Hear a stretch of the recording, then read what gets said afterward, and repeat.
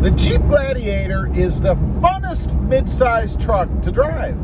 Jeep put the fun back into midsize trucks.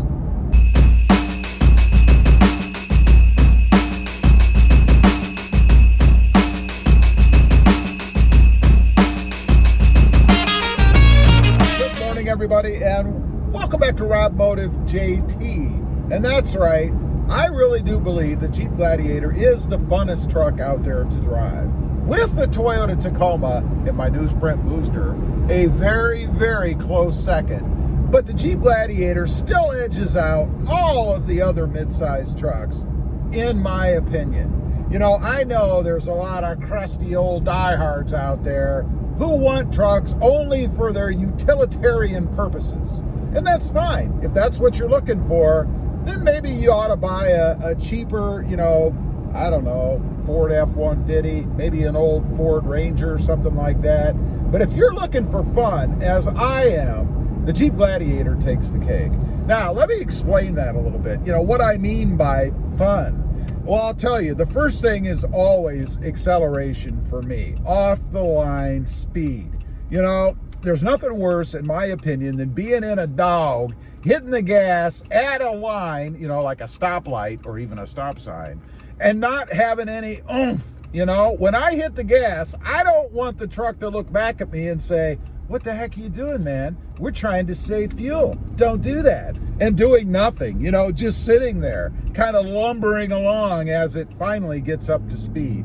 I want the truck to jump. And the Jeep Gladiator has done that for me out of the box. Secondly, I want it to be comfortable when I'm doing it. I don't really want it to feel like a truck. I think those days are gone. The first vehicle that I ever had access to, it really wasn't mine, it was my parents', but it was a full-size, long bed, single cab Chevy. It was a Chevy truck. Even before, I think, the Silverados. I don't even think the Silverados were around yet. That tells you I wasn't born yesterday, right?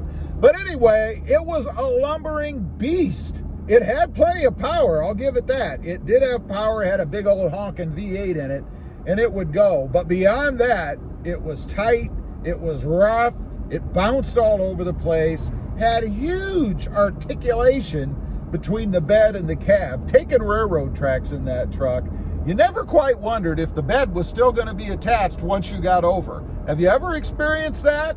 It was really bad when it came to that. Of course, we won't talk about gas mileage. It might have gotten, 6 or 7 miles to the gallon. It was so bad that the previous owner, my parents had bought it used. The previous owner had installed a secondary gas tank with a little switch under the dash. I'll tell you a little story about that too. When we got that truck, my dad didn't know that it had that auxiliary tank on it, right? He didn't know that there was that little switch down there. So what I would do is I would flip it over, when I would drive it, burn the gas in that tank, and then switch it back to the other side, right? Now, there were two reasons I did that. One, you never really knew how far I went unless you paid attention to the odometer. And two, I would switch it back the other way when it started to get low. He would fill it up, and I would have a full tank of gas to burn through.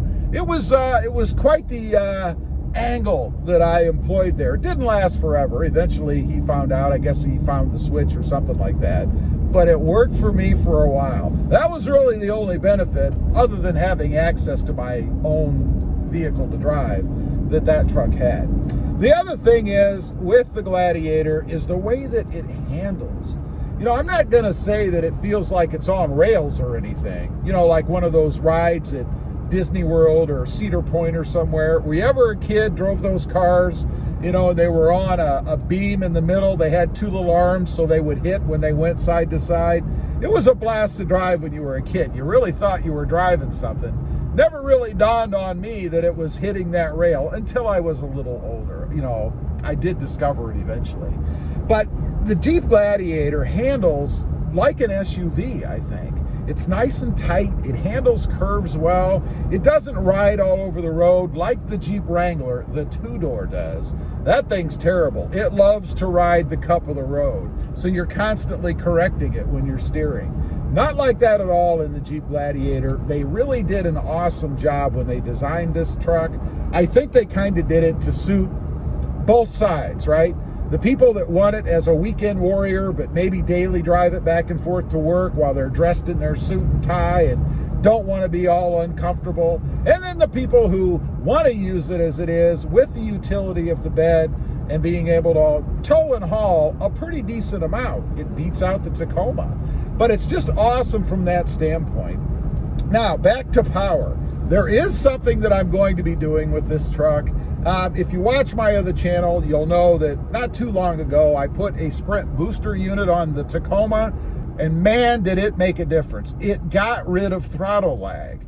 Now, one thing I will say about the Gladiator, it doesn't have horrendous throttle lag like the Jeep or like the Toyota Tacoma did, but there still is a little bit there. So I'm going to put that unit on this truck. I have a unit for the truck because I want to see what kind of a difference it makes on a truck like this that doesn't have as horrible of a throttle lag problem as the Toyota Tacoma does. So we're going to be doing that. That should make the Jeep Gladiator even more responsive than it is right now, which of course for me is going to increase my time off of the line. I did a 0-260 test in the Jeep Gladiator versus the Wrangler, which by the way I got destroyed, but I'm thinking it's going to improve that time quite a bit. On the Toyota Tacoma, and there's a video up on the channel about this right now, it reduced my 0-60 time by 3.01 seconds.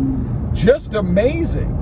Now, I've got a lot of weight and stuff on that Tacoma, so it's still not a rocket by any means, but it sure did make a difference and actually made the Toyota Tacoma fun to drive.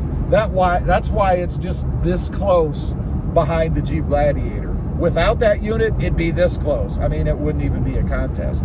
So anyway, I just wanted to get on here. It's just amazing to me what Jeep or Mopar or Stellantis, whatever they're called, has done with this vehicle. It is amazing, and it's made it, or they have made it, the most fun, the funnest vehicle as far as a truck goes to drive out there. It is just awesome.